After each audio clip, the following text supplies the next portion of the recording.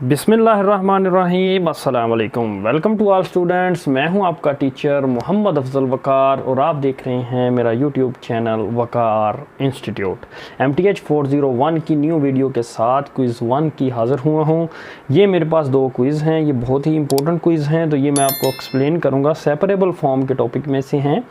Separable form आपने बनानी है f of y dy plus G of X D X. किस डिफरेंशियल इक्वेशन को? इस डिफरेंशियल इक्वेशन को x sine Y D x plus x square plus 1 cos Y D Y is equal to 0।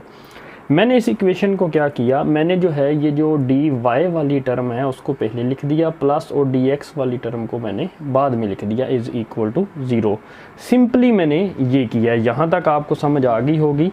Next हमने क्या करना है ज़रा देखें। डी वाई के साथ सिर्फ वाई वाली जो है वो रकम होनी चाहिए, ये एक्स स्क्र प्लस 1 नहीं होना चाहिए।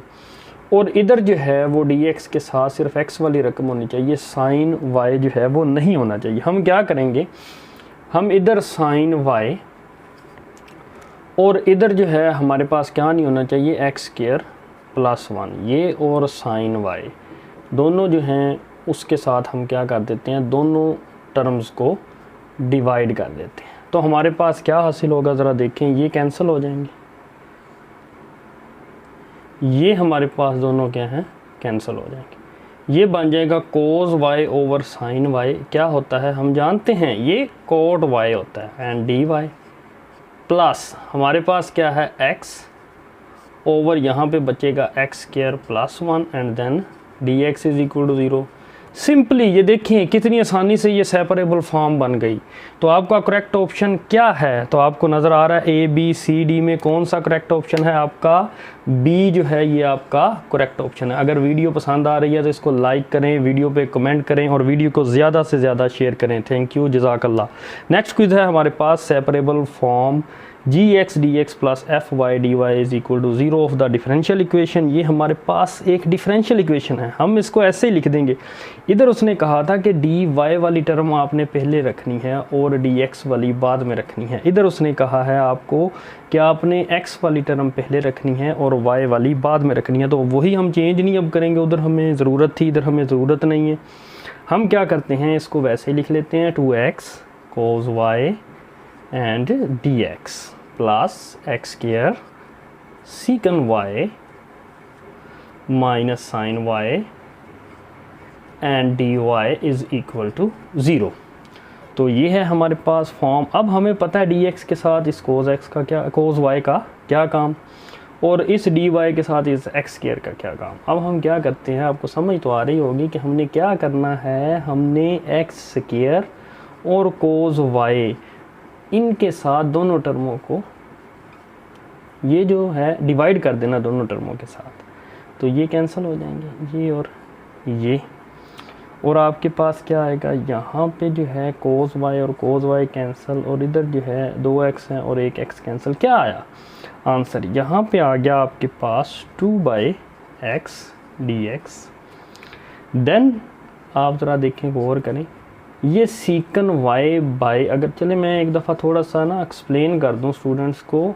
कुछ स्टूडेंट होते हैं जो मेरी तरह जो होते हैं, जो वीक होते हैं, तो उनके लिए मैं थोड़ा सा ना एक्सप्लेनेशन कर दूं। ये हमारे पास है 2/x dx plus sec y over cos y minus sine y over cos y D y, इसको आप ब्रैकेट में लिखेंगे, इज इक्वल टू 0।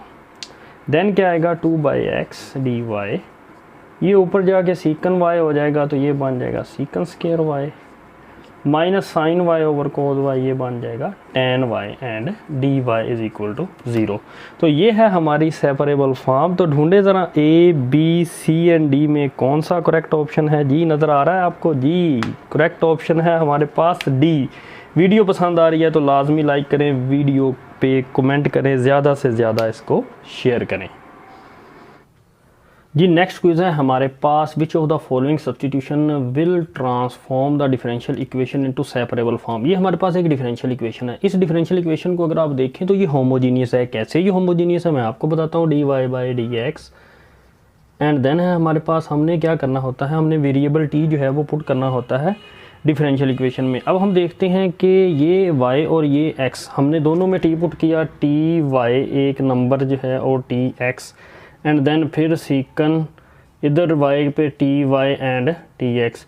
तो इसको जब हम देखते हैं तो ये टी से कैंसिल, ये टी से कैंसिल, फिर दोबारा वही एफ ऑफ एक्स वाई आ जाएगा। यानी अगर हम इसको एफ ऑफ एक्स वाई कहते हैं तो टी पुट करने के बाद भी वो फिर एफ ऑफ एक्स वाई के बराबर आ रहा है। तो इसलिए ये क्या है, आपकी होमोजीनियस जो है वो डिफरेंशियल इक्वेशन है। तो होमोजीनियस डिफरेंशियल इक्वेशन जो होती है उसमें आपने क्या करना होता है, हमने होमोजीनियस डिफरेंशियल इक्वेशन जो होती है वो सेपरेबल तो नहीं होती, लेकिन हम उसे सेपरेबल बना सकते हैं। वो कैसे बना सकते हैं, उसके लिए हमें एक सब्स्टिट्यूशन की ज़रूरत होती है। जो आपके हैंड आउट्स हैं उसके ऊपर जो सब्स्टिट्यूशन लिखी हुई है वो है v is equal to y over x। तो जबकि यहाँ पे आपके ऑप्शन के ऊपर थोड़ा सा उन्होंने आपको कंफ्यूज किया है, x उधर जाके क्या कर दिया मल्टीप्लाई और y, और ये बन जाएगी y is equal to v over x। तो आपका जो करेक्ट ऑप्शन है वो इन चारों में से a b c d में कौन सा है, c ऑप्शन करेक्ट है। ये आपको समझ आ गई होगी। नेक्स्ट है हमारे पास क्विज़।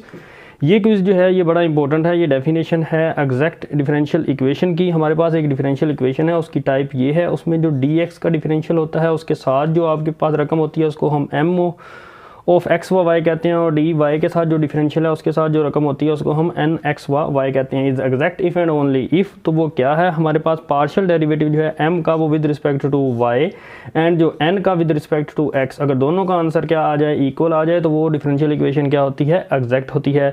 तो इसलिए जो है ना ऑर्डिनरी नहीं लेना होता, पार्शियल डेरिवेटिव लेना होता है। तो ये दोनों ऑप्शन तो हो ही नहीं सकते। अब m का जो है वो y के लिहाज से लेना होता है, n का जो है हमने x के लिहाज से लेना होता है। उम्मीद करता हूँ कि ये आपको क्विज़ जो है वो समझ आ गया होगा।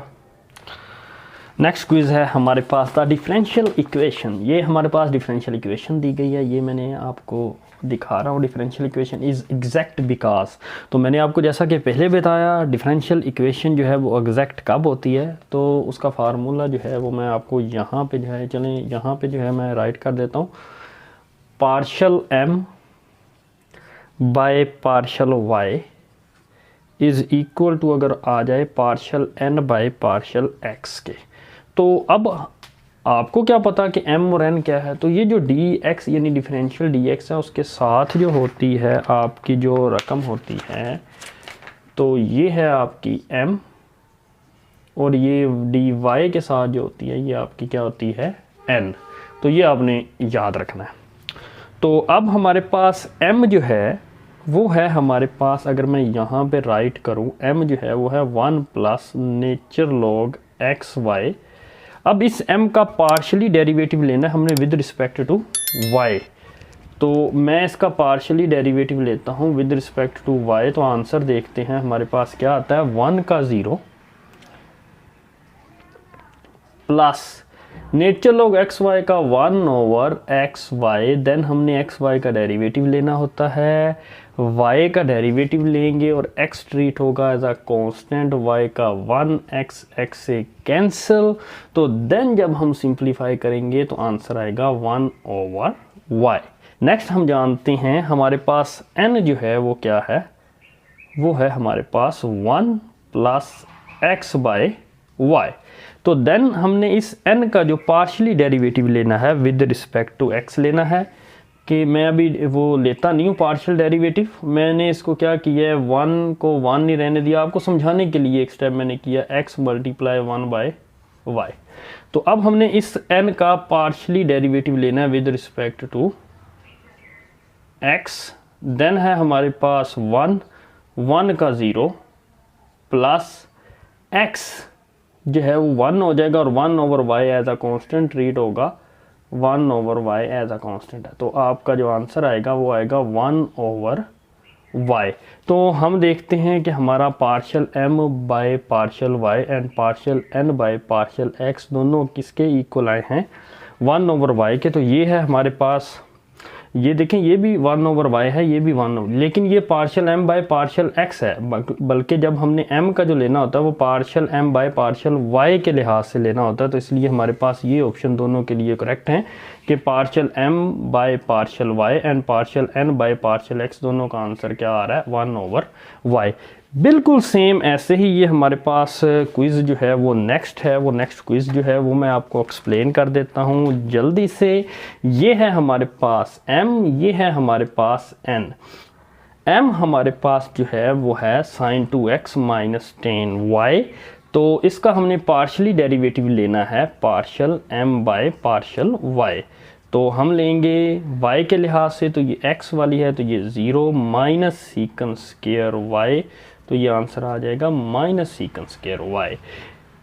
अगर आपको वीडियो पसंद आ रही है तो मेरे चैनल को सब्सक्राइब करें, वीडियो को लाइक करें और कमेंट बॉक्स में कमेंट करें। Thank you. नेक्स्ट जो है हमारे पास जो है ये n को जब हम देखते हैं तो n है हमारे पास माइनस x सीकन स्क्वायर y। तो ये है हमारे पास n। तो n का जब जैसे ही हम पार्शली डेरिवेटिव लेंगे विद रिस्पेक्ट टू x, तो x के लिहाज से लेना एज अ कांस्टेंट ट्रीट होगा सीकन स्क्वायर y माइनस x का जो है वो 1 है और ये है सीकन स्क्वायर y। सिंप्लीफाई किया तो माइनस सीकन स्क्वायर y। तो ये है हमारे पास partial m by partial y and partial n by partial x। तो आंसर है minus sec square y and minus sec square y। आप देख सकते हैं हमारे पास आंसर जो है वो partial m by partial y is equal to partial n by partial x is equal to minus sec square y। हमारे पास ऑप्शन क्या है करेक्ट, ए। जी नेक्स्ट क्विज़ है हमारे पास द डिफरेंशियल इक्वेशन। ये हमारे पास डिफरेंशियल इक्वेशन है, ये मैं राइट कर रहा हूँ D Y by D x is equal to y by x. तो ये इजीली जो है ये सेपरेबल हो जाएगी, डी वाई बाई ये वाई इधर आ जाएगा एंड देन जो है ये डी एक्स उधर चला जाएगा। तो ये आपके पास आप देखते हैं सेपरेबल है। तो ये इनसेपरेबल तो नहीं होगी, इनसेपरेबल ऑपोजिट में आता है कि यानी सेपरेबल नहीं है, तो ये तो सेपरेबल है। अब हम नॉन लीनियर की बात करते हैं, नॉन लीनियर भी नहीं है क्योंकि y की जो पावर है वो 1 है, तो ये लीनियर है। अब पीछे दो ऑप्शन बचते हैं एग्जैक्ट और नॉन एग्जैक्ट का। तो अब एग्जैक्ट और नॉन एग्जैक्ट डिफरेंशियल इक्वेशन हम कैसे देखते हैं, तो ये आपको जो है मैंने आपको एक्सप्लेन किया हुआ है, पूरा लेक्चर जो है इस पे आपको दिया है कि एग्जैक्ट डिफरेंशियल इक्वेशन कौन सी होती है और नॉन एग्जैक्ट डिफरेंशियल इक्वेशन कौन सी होती है। अब हमारे पास एक कंडीशन है कि हम उस कंडीशन को देखते हैं कि क्या वो इक्वेशन जो है वो एग्जैक्ट है या नहीं है। अब हम देखते हैं कि ये है हमारे पास डी वाई और ये है हमारे पास डी एक्स। हम अपनी इस डिफरेंशियल इक्वेशन को जो है वो इस फॉर्म में लिख लेते हैं x d y and y D x. तो ये हमारे पास ये डिफरेंशियल इक्वेशन है इस फॉर्म में। तो मैं इसको थोड़ी सी और चेंजिंग कर देता हूँ, ये जो है इधर ले आता हूँ माइनस वाई डी एक्स कर लूँ, तो या मैं इसको इधर रहने दूँ और उसको उधर ले जाऊँ, दोनों आप काम कर सकते हैं। Minus y D x and plus x d Y is equal to 0। तो ये जो है आपका क्या होता है m और ये आपका क्या होता है n। m का डेरिवेटिव आपने लेना है partial m by partial y।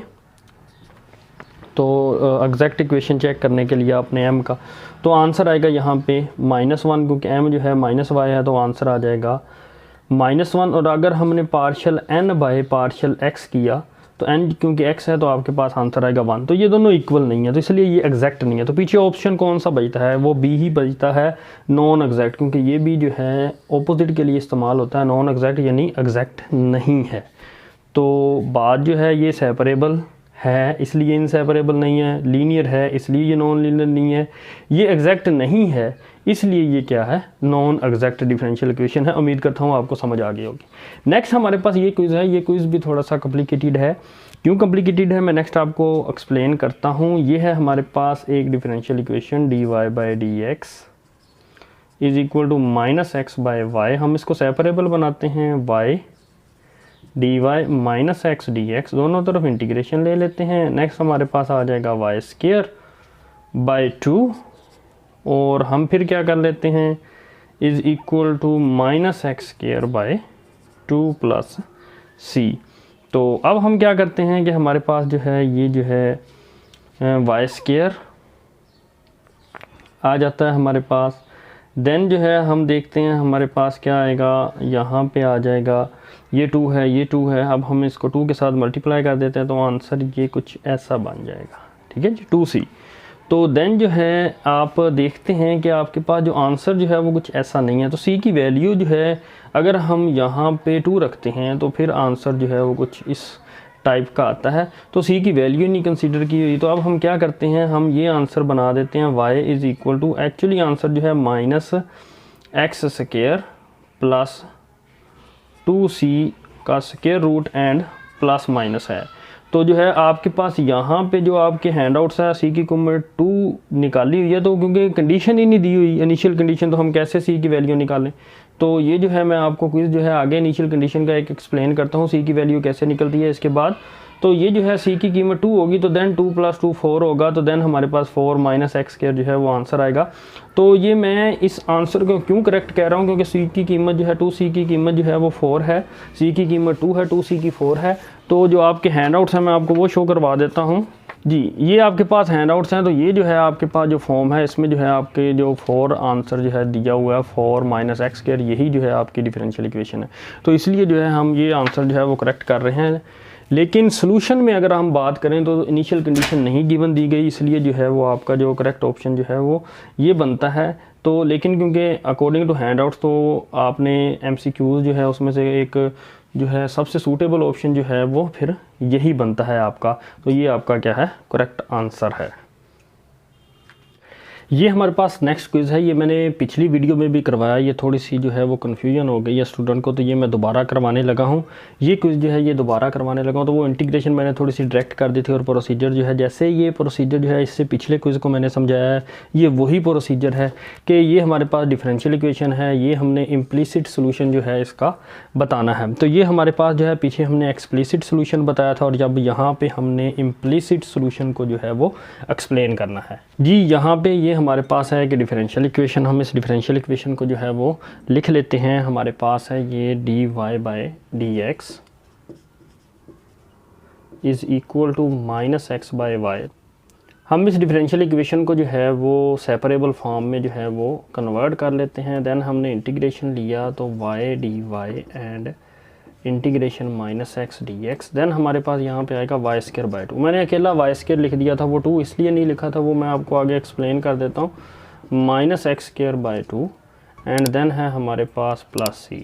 तो 2 के साथ मल्टीप्लाई कर दें तो थोड़ा सा डायरेक्ट स्टेप हो गया था, ये 2 कैंसिल, -x², तो प्लस यहाँ पे 2c। तो वो बाद दफ़ा जो है वो 2c को जो है वो c ही लिखता है, यहाँ पे वो फिर इसको c1 कर देता है, इसको c1 कर देता है, देन 2c1 को वो c कर देता है।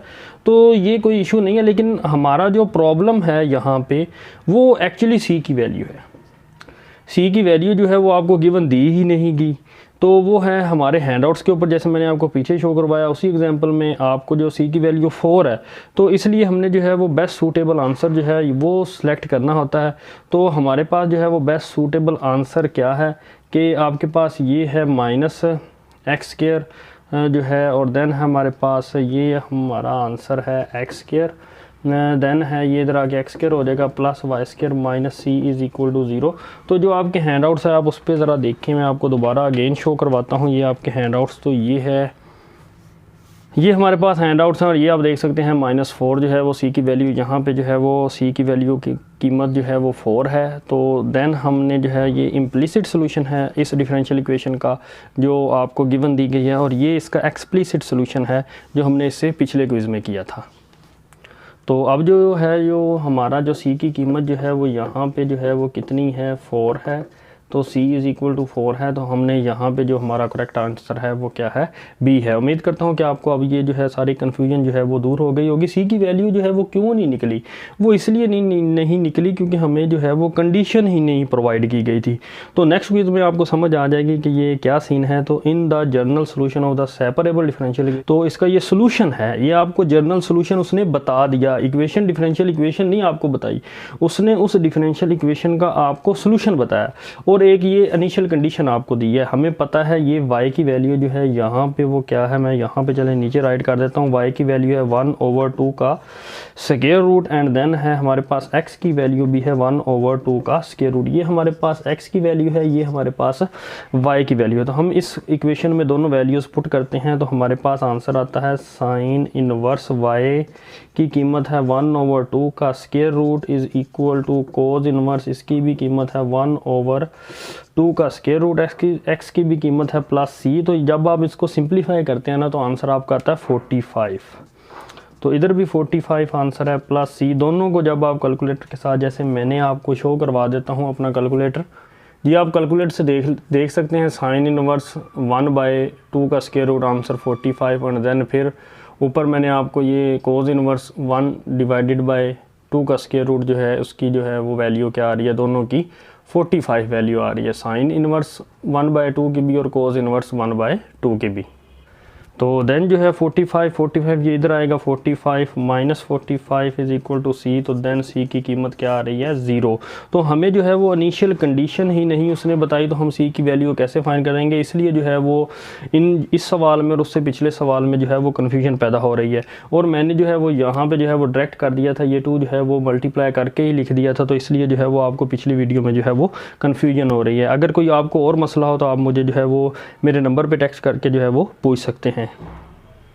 नेक्स्ट क्विज है हमारे पास, which of the following is an example of homogeneous function. Homogeneous function क्या होता है मैंने पहले भी एक्सप्लेन किया। तो ये जो क्वेश्चन है जो बहुत ही इजी है, ये है हमारे पास फर्स्ट जो है क्वेश्चन है, ये सेकंड है, ये थर्ड है। अगर हम इसमें टी और टी बाहर लेते हैं तो कॉमन ही नहीं आ सकता, पहली तो बात है। इसमें भी नहीं आ सकता, इसमें भी नहीं आ सकता। इसमें जो वो क्या सीन है, ये क्यों डिफरेंट है, ये जो है हमारे पास एफ ऑफ एक्स वाई, अगर हम इसको ऐसे लिख देते हैं f of t x and t y, यानी हम दोनों में इधर भी टी एक्स और इधर भी टी वाई ऐड कर देते हैं तो ये दोनों आपस में हो ही कैंसिल जाएंगे। तो देन जो है वही फंक्शन आ जाएगा आपके पास, एफ ऑफ टी एक्स व टी वाई जो है वो बराबर आ जाएगा आपके पास एफ ऑफ एक्स वाई के, यानी कि ये हमारे पास फंक्शन ही यही आ जाएगा साइन एक्स बाय वाई के। तो आपका जो करेक्ट ऑप्शन क्या है वो है बी। इंटीग्रेटिंग फैक्टर के जो हैं वो क्विज़ जो हैं वो मैं इससे नेक्स्ट वीडियो में आपको एक्सप्लेन करूंगा। For more video subscribe to my channel and stay tuned with Waqar institute. Thank you.